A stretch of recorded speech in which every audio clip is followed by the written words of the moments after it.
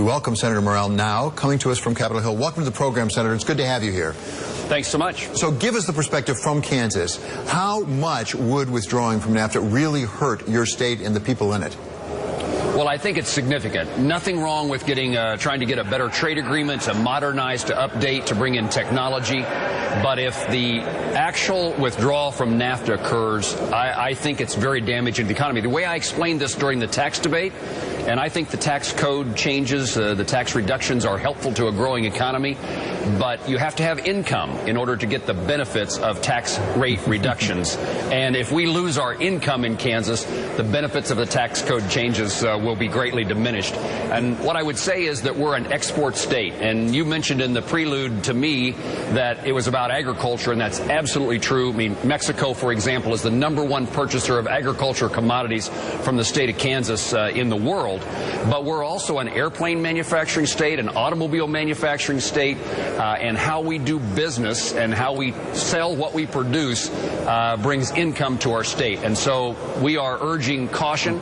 And I think there's been a belief on the part of some that American agriculture in particular is always going to be there, and no country could walk away from our market, from our ability to export to them.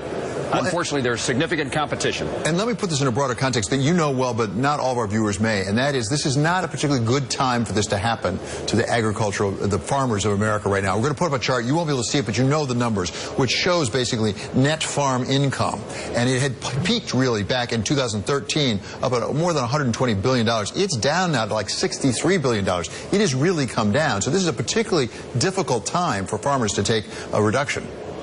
Absolutely. There is nothing easy about being a farmer ever, but it is especially difficult now. Commodity prices are low. Farm income, as your chart shows, significantly down. The way I would draw the picture for our viewers, you can drive across Kansas, and most of our towns have what we call a grain elevator, where grain is stored before it's sold someplace or exported.